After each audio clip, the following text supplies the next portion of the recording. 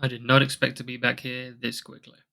The Miami Sharks are also out of the 2026 Major League Rugby season.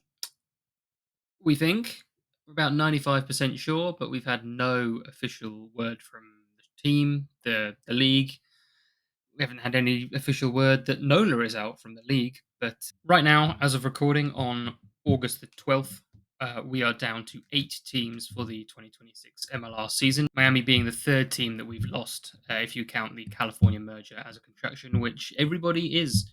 So let's dig into what we know, which isn't a great deal because, as I said, there's been no announcement, and how the 2025 draft and the 2026 season could work.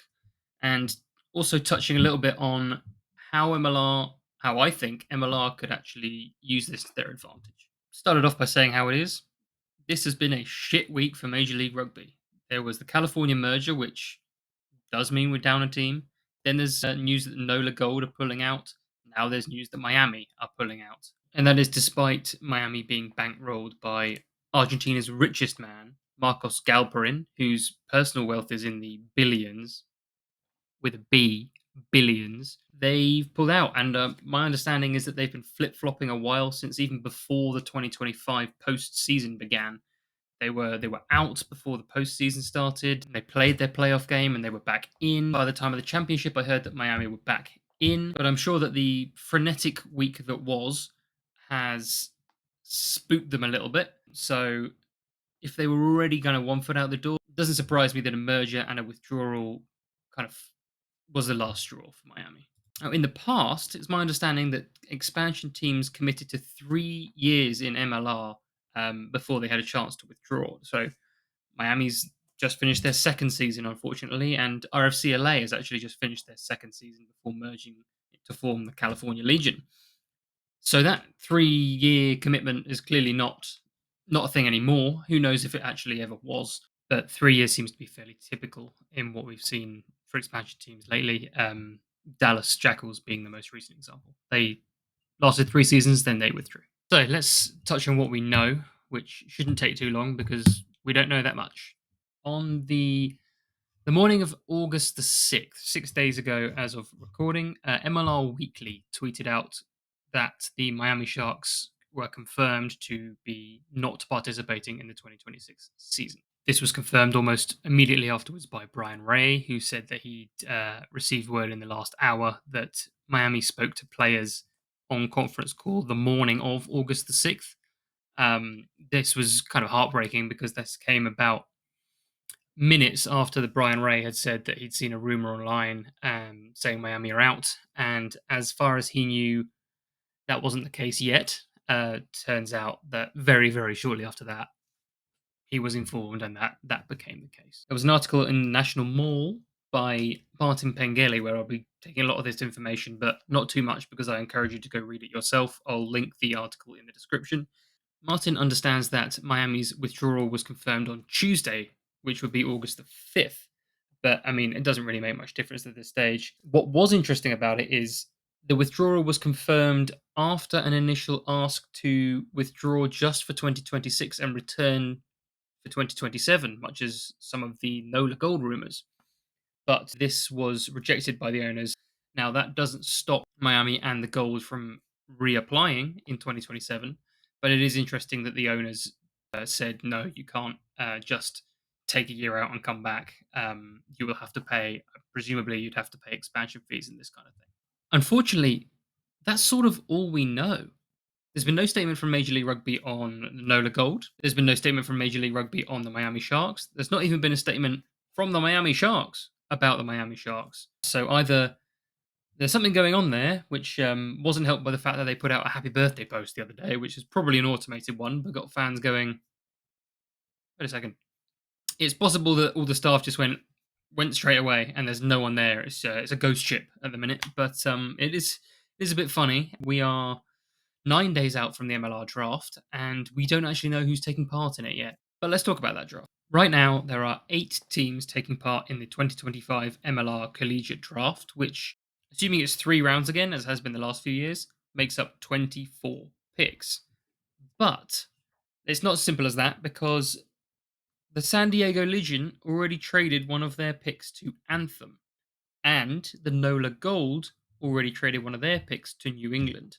Now, San Diego aren't competing in 2026, neither are the NOLA Gold.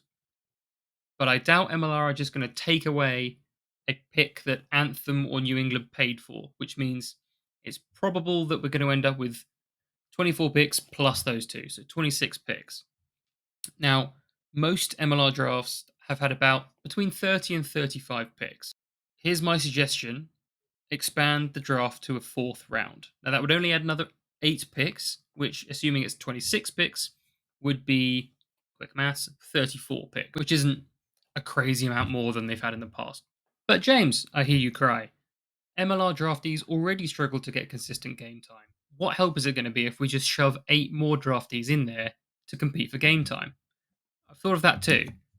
Now is the time, I think, to lower the foreign player slots. For those of you that don't know, each team starts the season right now with 10 foreign player slots, and they can trade down to, I think it's 7, apart from Anthem, which we were told could trade down to 6.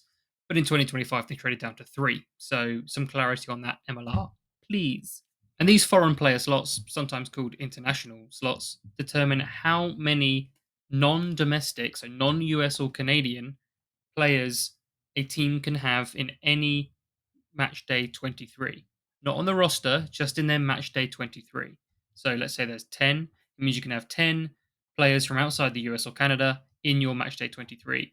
Most of them right now are front loaded to be starters. So let's say we take away teams' abilities to trade these slots between each other and reduce it from 10 to, let's say, 8. That already creates 16 more spots for domestic talent to get game time in MLR around the league. I saw a tweet from another MLR stats nerd, AKP, which I'll put up here. He crunched the numbers and said that there are, in theory, we could go down to 5 international slots per team if remaining teams stock up on domestic talent that were regular contributors to the teams that we've lost. Domestic players from San Diego, LA, NOLA, Miami could, in theory, sign with other MLR teams, and there wouldn't be much of a drop in quality of play because these guys were already regular contributors to the teams that they were on. So, yeah, there'd be more draftees fighting for game time, but there'd be more spots available for draftees to get game time. And I think this is as good a chance as any as MLR has to really exploit that and use that to show that the MLR draft is a realistic way to get into pro rugby. Of course, who knows what's going to happen with the draft? That's just my suggestion. We don't even know where the California Legion are drafting yet or what the draft order even is. So hopefully we find out about that pretty soon. Judging by my record this week, it will probably be revealed as soon as this video goes up. So now that we're down to 8 teams, what does the 2026 season look like? If we stick with the conference system, 2 even conferences of 4 teams, how is that going to work for the games? Each team plays the other 3 teams in their conference 3 times. That will make up 9 games. Maybe they play them 4 times in a season. That will make up 12. And then each of the other teams in the other conference once. That will make up 16. But 4 times is a lot of times to play a single team in a single season. I'm not quite sure how MLR would figure that out. It's either that or, you wouldn't play everyone. They could go back to no conferences, just a kind of round robin, which means every team plays every other team home and away. There's 7 other teams, 7 home games, 7 away. That would make a 14 game season, which is fewer than the 16 we're used to, but it's still rugby. Unless the travel costs are drastically lower in the conference system, I think an 8-team round robin is basically the way to go. The playoff structure has to change. In 2025, 8 teams qualify for the postseason.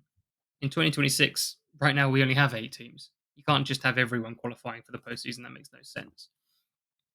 If you do a round robin, then the top 4 could qualify, and then 1 plays 4, 2 plays 3, and the winner of those games play in the final. If you have to stick with the conference system, then 2 from each conference could qualify. They play each other. The winners go on for a final. It's possible, but round robin just seems to make more sense to me. In 2018, the first season of MLR, there were 7 teams. There was no conferences. In 2019, there were 9 teams, no conferences.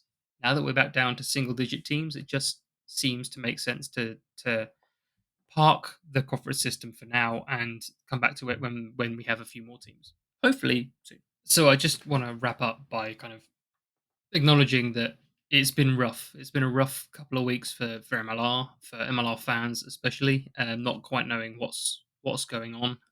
I said at the start of the video, I touch on how I think MLR come out of this stronger because I do still believe in Major League Rugby. Believe it or not, despite me slagging them off online, I do believe in it. I say these things because I believe that they can do better and I want to help them do better. I think this is the chance for Major League Rugby to kind of do a soft reset. It seems like the league might have expanded a bit too quickly. Now we're suffering the consequences of that. So now I think that being back to 8 teams is a chance to really kind of focus on the domestic talent and developing that. I said about how earlier expand the draft, reduce the player slots, that will create more game time for domestic talent. I don't think the quality of play is going to drop dramatically. Build from there and make your athletes, domestic especially, make them relatable. Keep putting things out about individual players, their stories, like Seth Smith, for example, or Peyton Wall, the Rookie of the Year.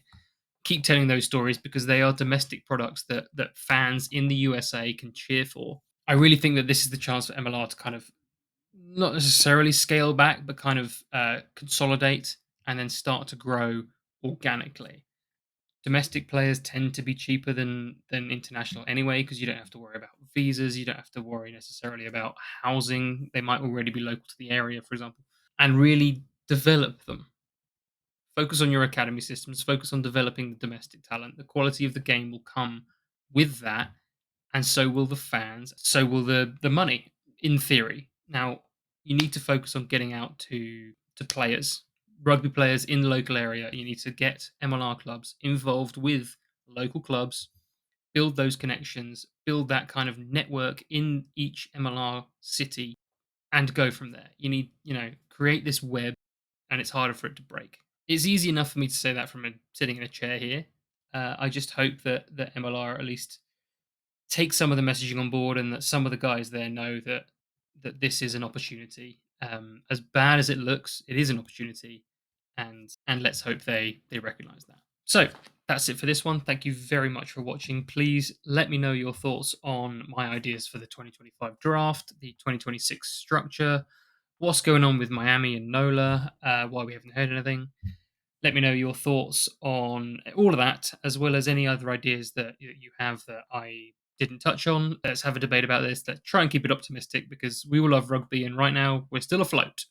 As always, you can follow me on social media at JAMDELAY, Jam Delay, on Twitter or Bluesky or X, whatever they're calling it, and at NA Rugby DB on Twitter and Bluesky, which is my website's account where I put more factual things in all my regular posts.